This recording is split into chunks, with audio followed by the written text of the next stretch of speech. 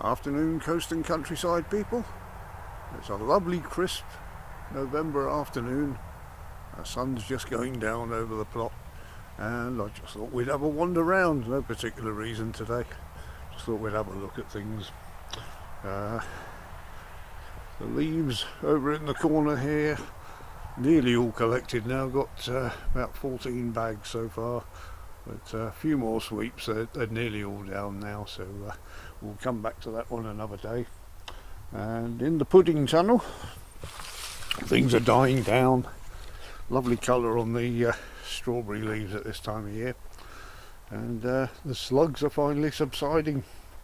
We've had a few days of frost, and I've not actually been out for the past couple of nights, but I've not seen any more slug damage during the day, so that's one good thing.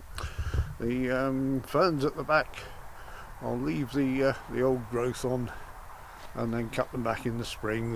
This year's growth will protect the new croziers for next spring, and then they'll all come up and look lovely again. And the currant bushes, last few piles of mulch are ready to spread under those. Excuse me. The bushes were all pruned earlier in the year, so hopefully that will produce some new growth from the base this year. They got a bit, well, I say a bit, very overgrown. They were hanging right over the path, and because I hadn't pruned them for a few years. And we didn't get any currants this year, as I said. A blackbird got in. There was a little hole in the netting down there that I've fixed, and one blackbird ate all the currants, as I said last time.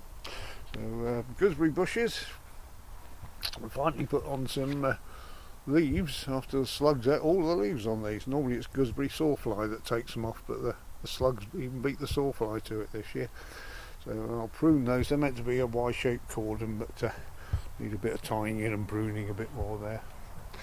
And we got a new one here because this one, the one we had in here, died.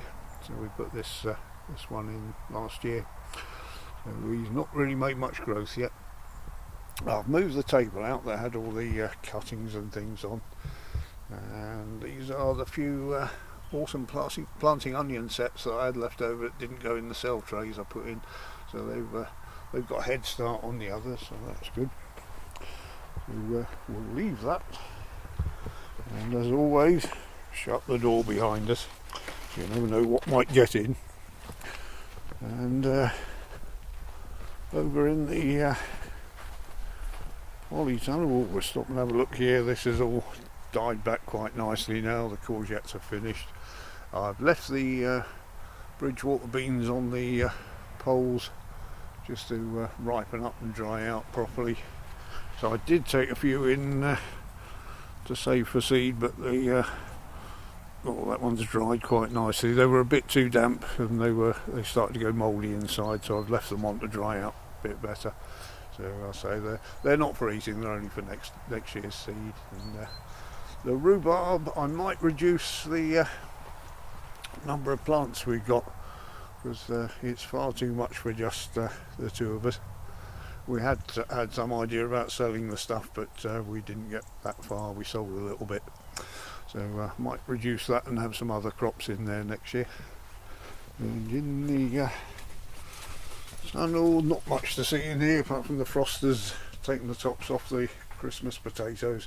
I'll leave those now, and we'll come back to those in a month, and hopefully might have a few new potatoes for Christmas lunch. The leeks and spring onions are picking up in here. They're looking quite a lot better, a bit perkier. We just had the last two peppers off of that, and that plant's finished. The frost has got it now. So this landcress that I kept in just in case we had snow and things is picking up. What I've found here in the evenings is lots of baby slugs have hatched out, so you really got to go in between these and get the babies out. You can see all the smaller holes that they've done. Some of them have been so small, I've been picking the whole leaves off with them. So another thing to keep an eye on. And my backup kale plants, which I'm quite glad I put these in, because the ones outside have been so slugged. I protected the ones outside from the pigeons, but the slugs just ate the lot. So you can see there's some slug damage down the bottom. I've had quite a few of the slugs off of this, so hopefully you can see the new leaves haven't got the damage, so I might have actually got on top of the slugs there, which is good. A few more spring onions in there, and these Wongbok, I'm really not sure what's going on with these.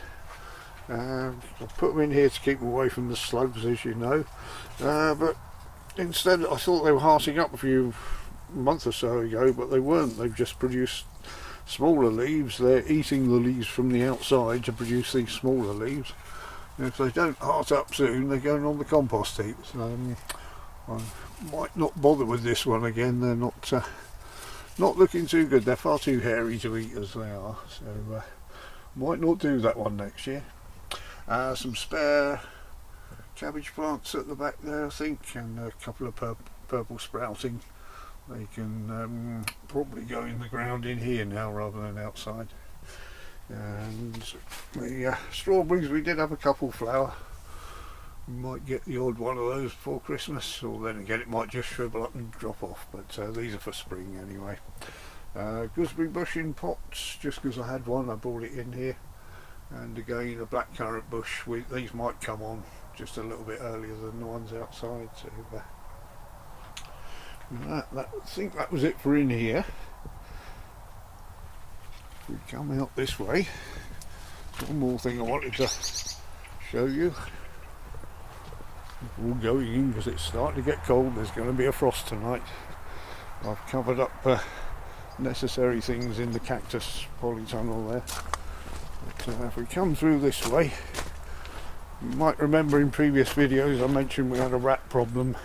So instead of putting kitchen waste, which is not cooked waste, I hasten to add, it's just the kitchen scraps that get peeled off vegetables. Instead of putting it on the compost heap, they've been going in this bucket of water, dustbin full of water, and just push it down into the water. And what the video can't pick up is the smell. The smell's quite interesting. But so far that's at least a month's worth of kitchen waste gone into that, and that will rot down. I'll probably get a few more months in there quite happily, so all of the winter's kitchen waste will go into that. And the rats can't get to it, so it's not encouraging them at all. And in the spring I'll have some liquid feed off of that, and then what's left will go on the compost heap. So I think that was about it for this evening. It's starting to get cold on my ears now, so I'm going in a minute. So thank you all for joining us, and I'll see you in the next video.